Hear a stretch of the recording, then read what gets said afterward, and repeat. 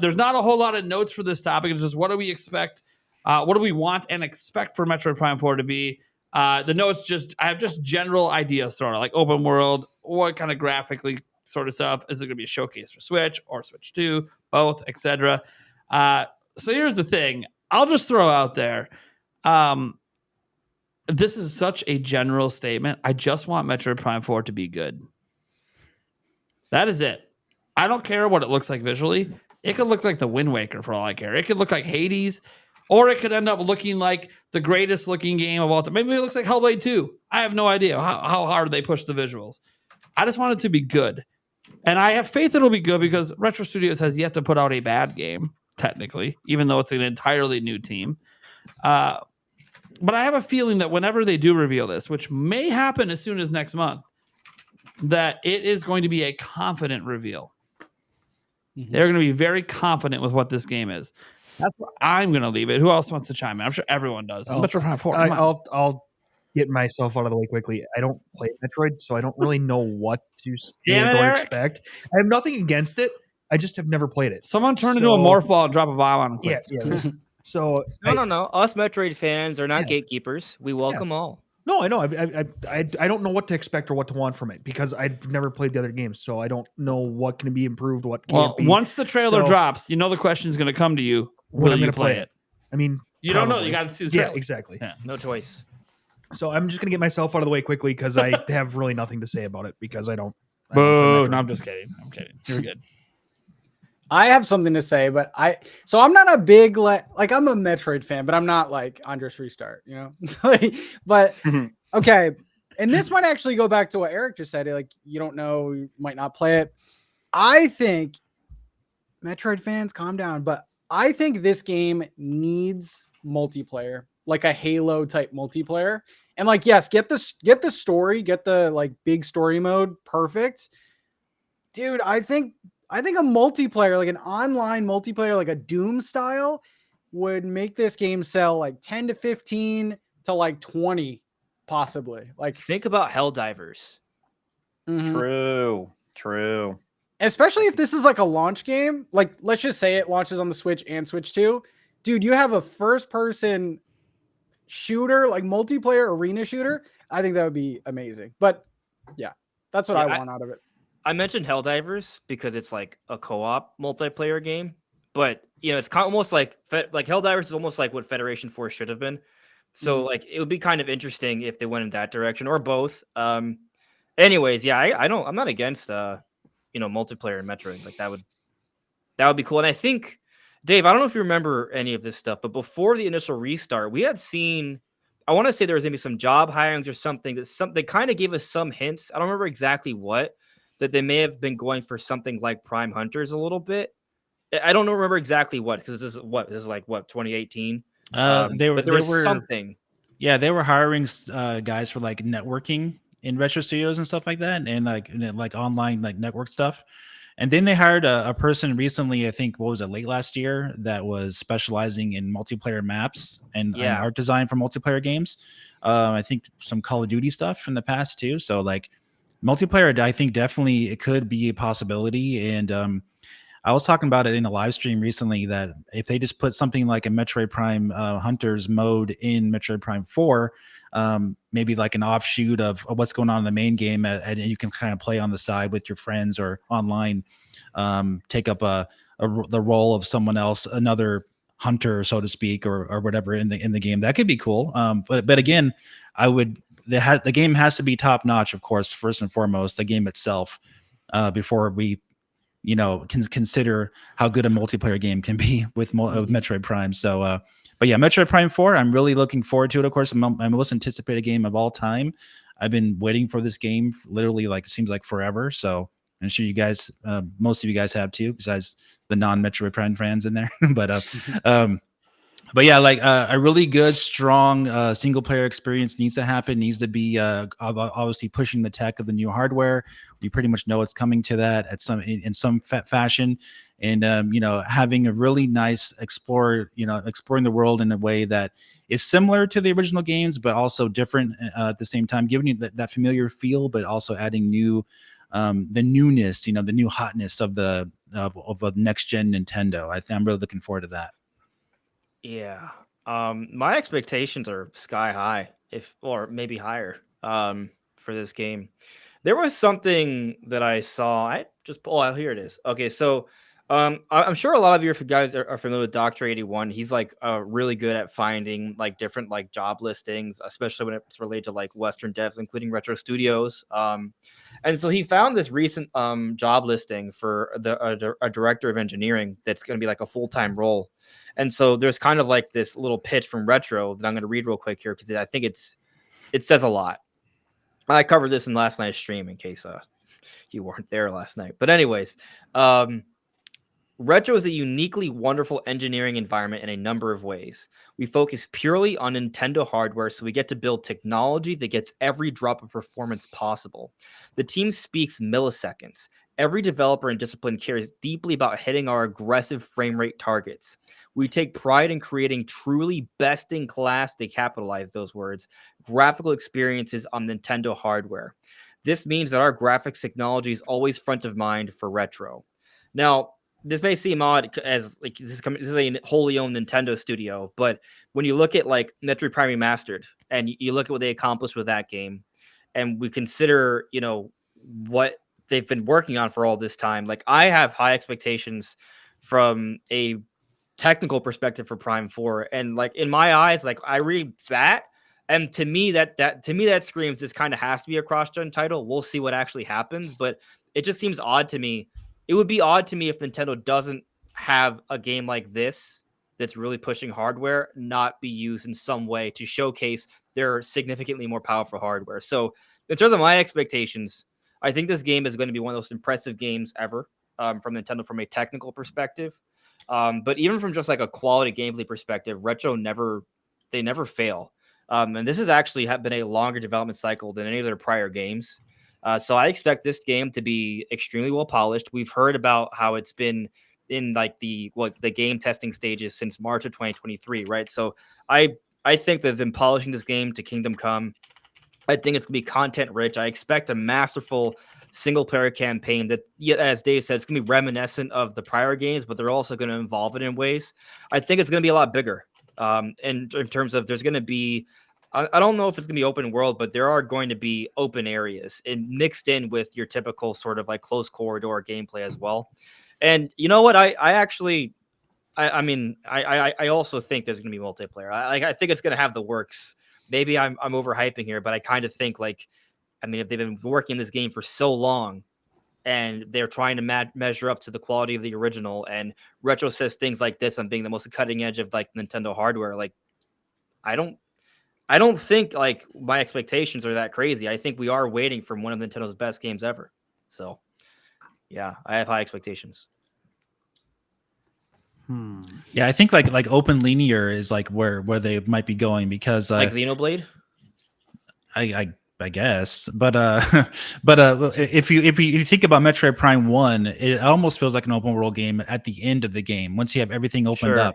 You know what I'm saying? So it's like, even though you have it sectioned off with the doors and everything, it feels almost like an open world game when you have all the abilities unlocked, all the areas unlocked. It's just kind of sectioned off in large areas like Finjana Drifts, for example. So like, yeah, definitely something like that for Prime 4. I could totally see them doing really huge areas, but also sectioned off at the same time. Yeah, maybe a better comparison because Xenoblade doesn't have a lot of close corridor stuff, but they have like the bigger areas and like linear progression. Maybe like Dark Souls. Yeah, exactly.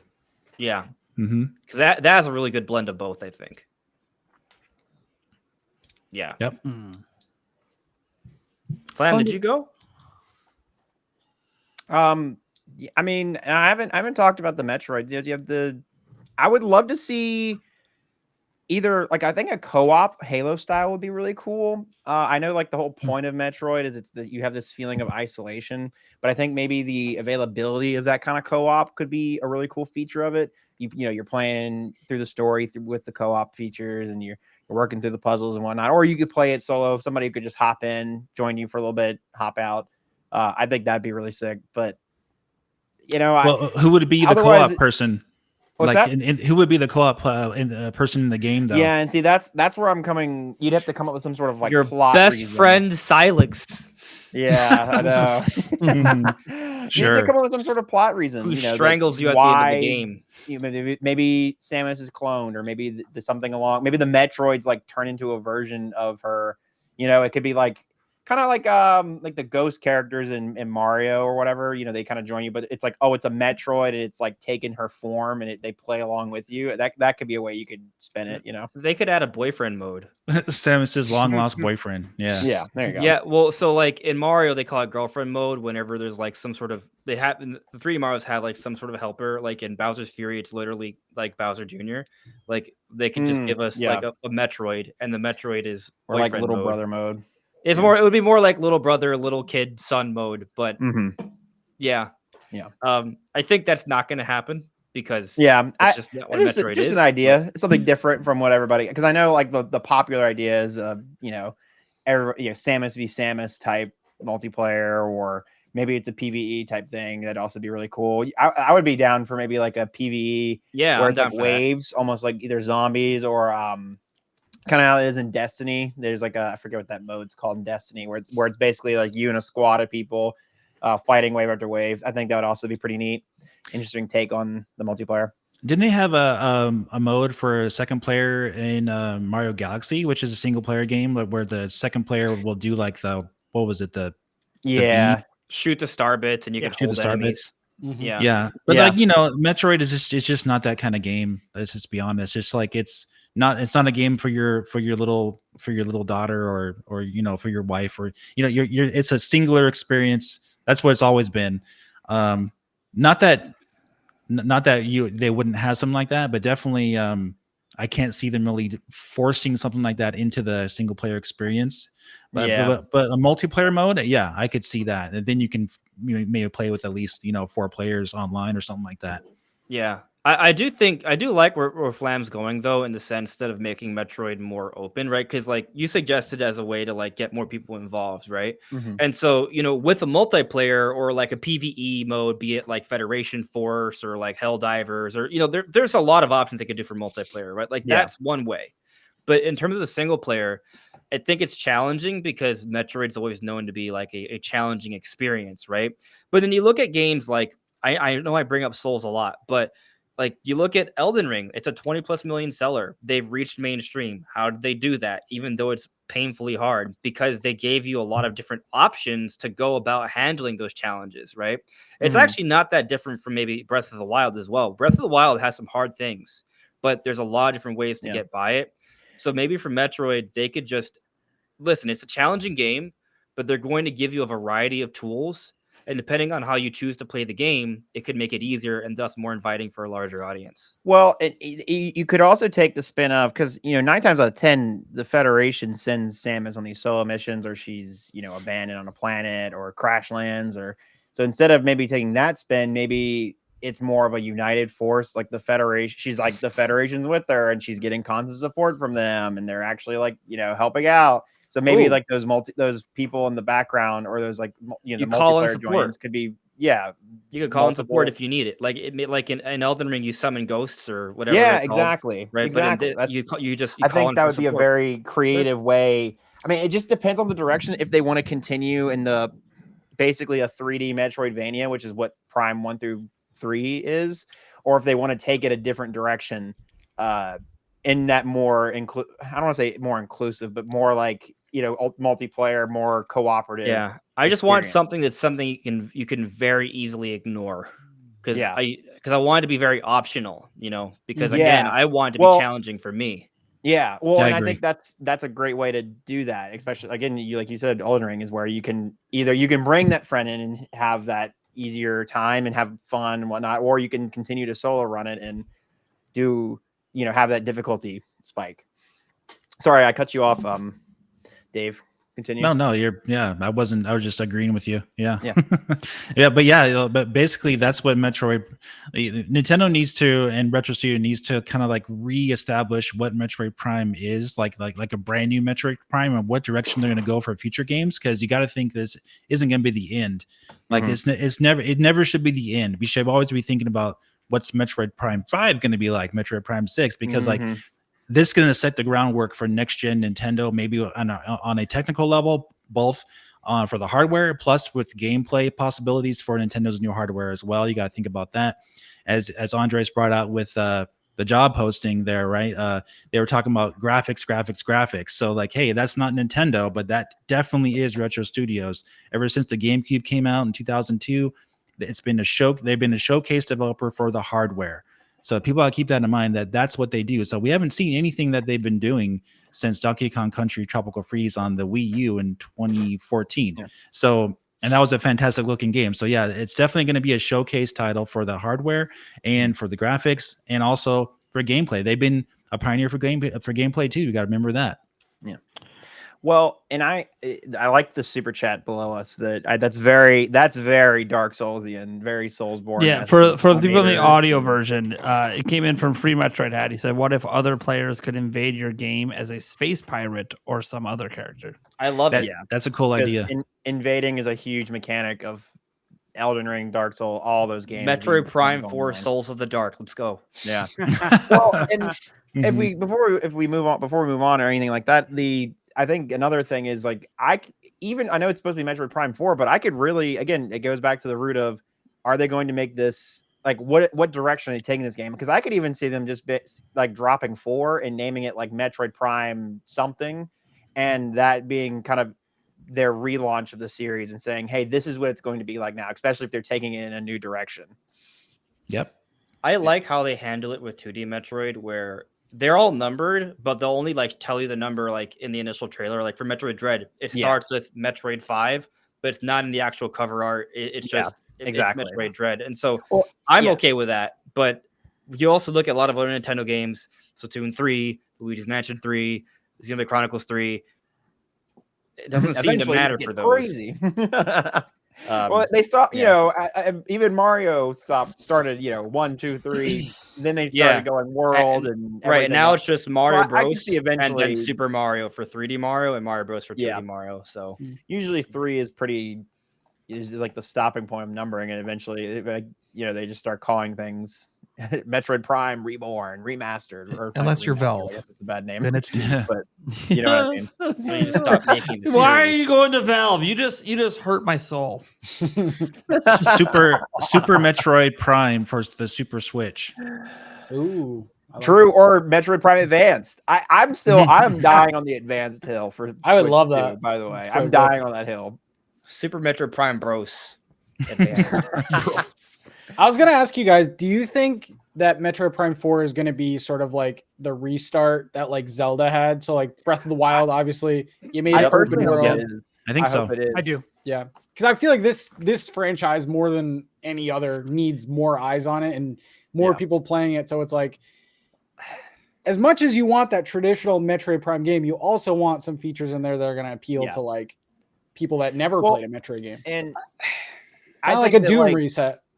Yeah, I think a reset is needed, like you're saying, and I just think that like, oh man, I had a thought and I lost it. I just think that like, what am I trying to say? I've lost my thought. Please, somebody else say. All right, well, continue exploring the Congo and then come back when you got it. yeah. Hang on. All right, I'll be right back. Well, like I kind of like worry about it, right? Like I mean, I've talked about how Prime 4 could be the Breath of the Wild moment, right? Like I've definitely been like arguing that for a while, and I want it to happen. I think it makes sense.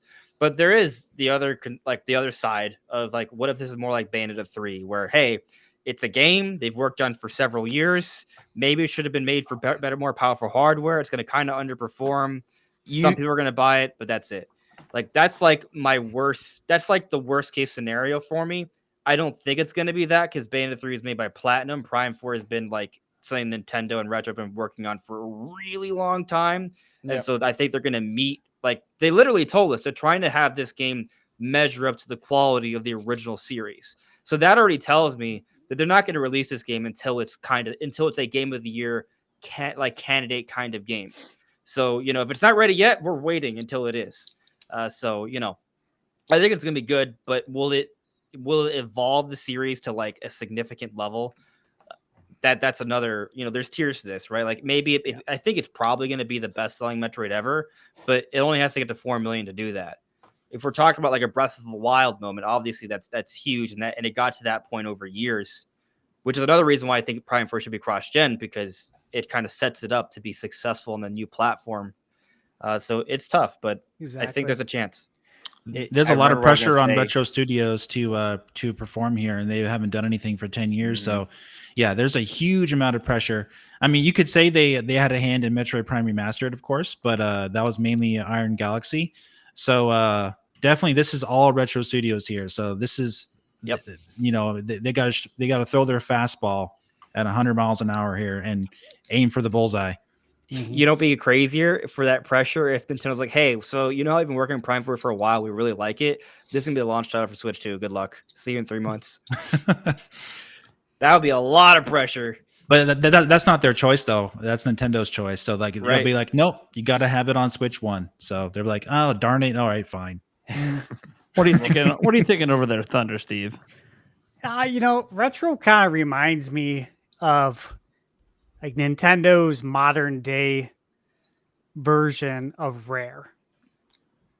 There's obviously a lot of comparisons there because they went on to make Donkey Kong Country just as Rare did.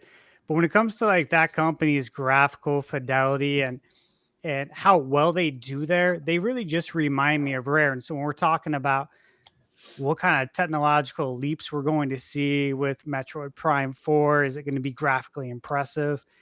I think it's culmination of everything we've all said here is that, and we've said it before, not just on this show, but on other shows too, is that it's going to be a cross-gen launch title. It needs to be.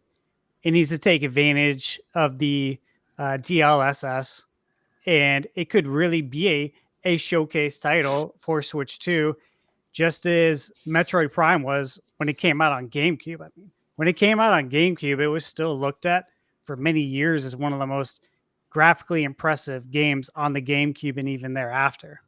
Kind of reminiscent of Rogue Squadron when that came out on GameCube. That was a Factor 5. That was just a graphical, showpiece, and I think we're gonna get that moment here. Really do, with Metroid Prime. I mean, guys, Super Metal Dave, you said earlier 2018. I'm like, good Lord, this is over half a decade. We're going to be 7 years by the time this comes out. If it comes out cross-gen, hypothetically in March, we're going to 7 years we've been talking about this. It's not even how long it's been in development. So I got to imagine we're going to see something real special here. And I think the open world rumor that we heard a while back that we've all kind of talked about, think about what the open world aspect did to Breath of the Wild, right? It's no longer linear. Like you go to this dungeon, you get that item, you defeat this boss, you go to the next one.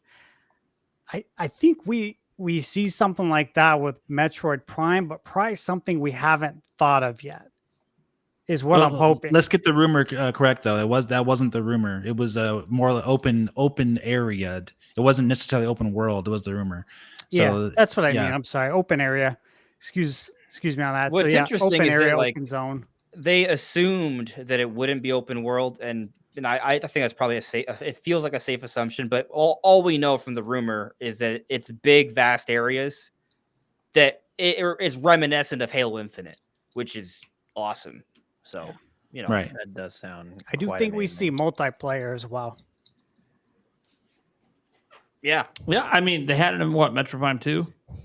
So, I mean, it's never been more right. Like the big thing, I actually think that multiplayer wise, I think not only will there be a multiplayer mode, I know that the focus has always been on the single player, but I think that might be the way to make this game bigger than it's ever been, is having a multiplayer mode that's as big as the story mode. Because, they've done like Metroid Prime Hunters in the past and stuff as well. And they've never really had it connected in a massive way to a big game besides like a little bit in Prime 2. I really think that they could, if you look at the success of their multiplayer games on their platforms, all of them basically do well. I can't even think of one that doesn't do well for them. So if they could advertise equally like an amazing single player experience, because you're not going to want to forget the base. You got to hit the base. You got to make them happy. Mhm. But you want to find a way to appeal to new people. I think a multiplayer mode that's really expansive, that's constantly going to be getting updated. And I don't know if they want to go the season route, but whatever they want to do, I think could end up really appealing to a new audience. In fact, there's even a possibility. This is something I would consider. I don't know if a lot of Nintendo fans would be happy about this, but even being able to sell the multiplayer mode on its own, separate from the game. So you don't have to buy the single player game. I threw you out the room in my head. Yeah. See, that would upset some people, but there are going to be people interested in the multiplayer want nothing to do with the single player. And making that more accessible and easier to access, even say it's like just part of NSO. Like you just get to play the multiplayer if you have NSO. So I was That thinking. would be huge. Like that would So- really drive it up. So like I don't know if you saw my live stream yesterday, but we were talking about this a little bit. Like we were just joking around about possibilities, but I'm not 100% against the idea, even though I was kind of joking around that I was. Like I think there's a way you can handle it that would be inviting for a single player. Like basically, I mean, the thing is, the single player, like we're talking about like a masterpiece campaign, right? We're not talking about like Splatoon campaign, which is good. Splatoon campaigns are fun, but like Metroid Prime campaigns, that's why you play the game. It's a whole other beast, right? It's the meat and the potatoes. Exactly. So, I mean, if they want to go ahead and give us a really significant multiplayer as well, I'm all for it. And if this is actually a launch window title or something, and they do want to have some sort of special NSO, like free to play multiplayer set, like sort of strategy, I'm not against it as long as it's done in a way that encourages people to play the single player, because that's where it's really at. Yeah, they could have like the Federation is at war with other factions across the galaxy. You could be like Helldivers too, and just go with your some people as Samus and some hunters and go kill some pirates, or fend off the bad guys on some other planets maybe, or other parts of the planet from the main game. Who knows? Yeah. And maybe you get more stuff if you progress in the campaign, which will then make people think, oh, okay, well, like maybe there's not a battle pass, but you literally just buy the actual game, and when you play the actual game, you can enjoy more of the multiplayer. And like we didn't really discuss DLC, like will there be DLC to this game? But it would be nice for this game to have more momentum even after launch. Like, everyone's excited. Well, most people are excited for this, but you don't want it to come and go. You don't want Metroid to just have that little moment, kind of like Dread did. You want it to carry on a little bit. So whether it's DLC, whether it's multiplayer, it'd be nice to like keep it going for. Yeah, I mean, it makes sense for Prime 4 because it's a big, expensive game. So might as well like get your bang for your buck and put out some cheap.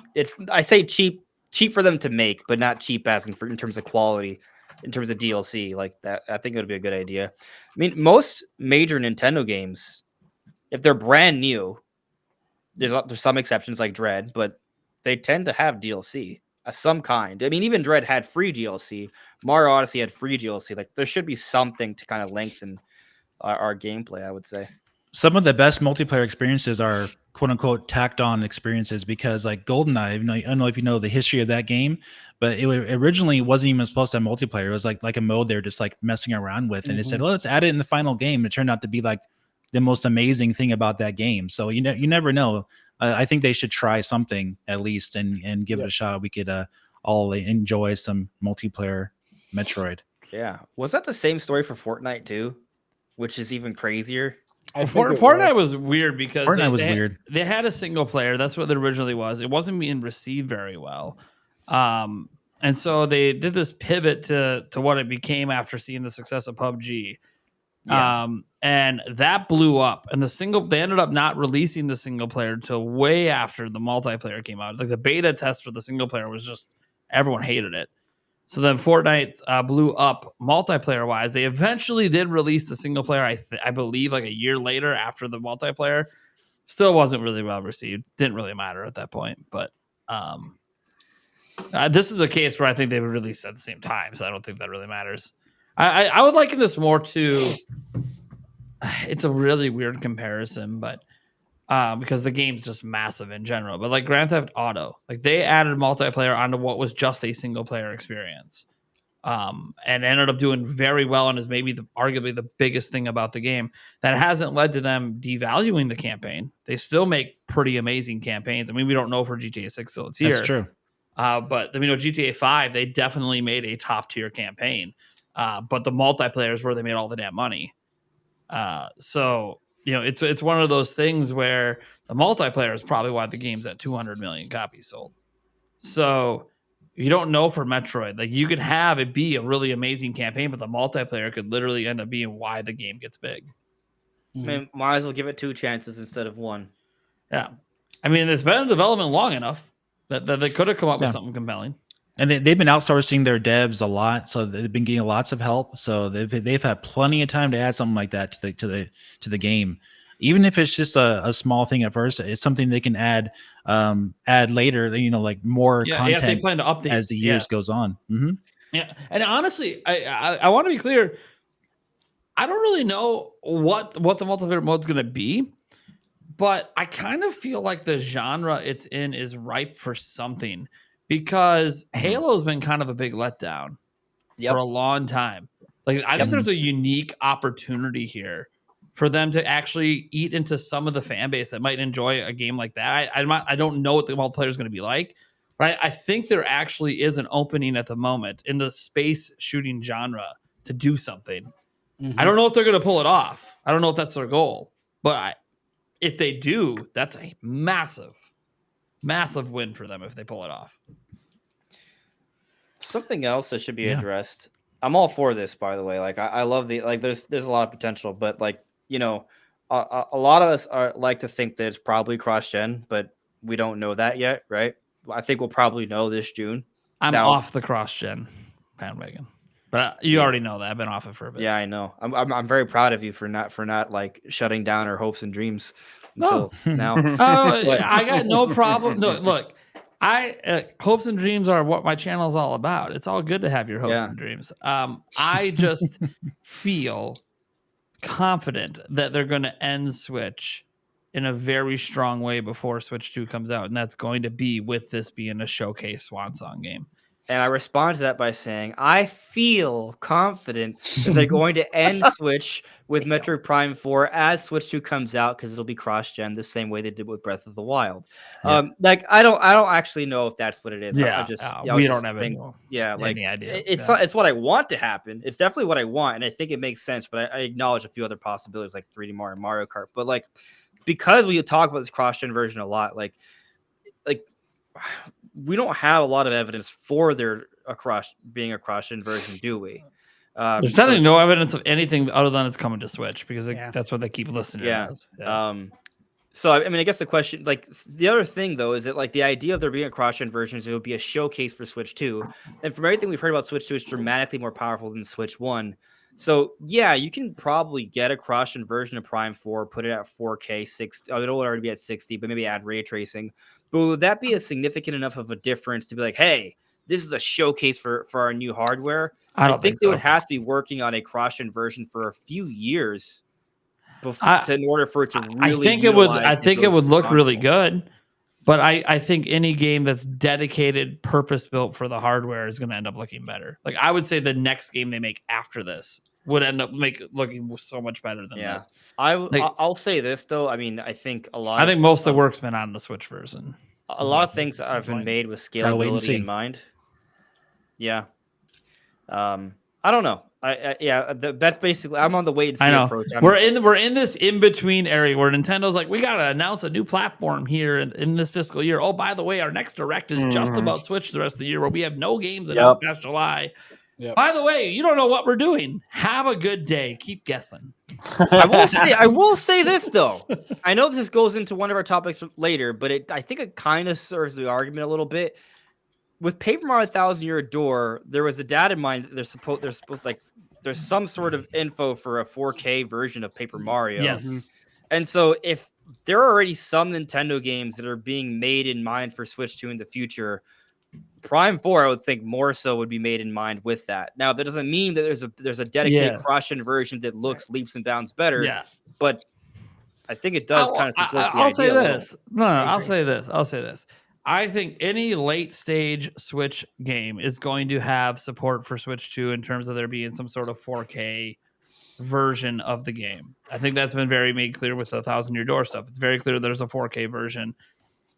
It has the And support right in the that's code. probably 9 months. But I out, don't if not I don't more. think that it's like means that it's dedicated made for the platform. It's more so, hey, we're gonna have backwards compatibility. There's going to be cross-gen stuff because of that. So we're gonna make sure these late stage games can continue to maybe have an evergreen status on a new platform.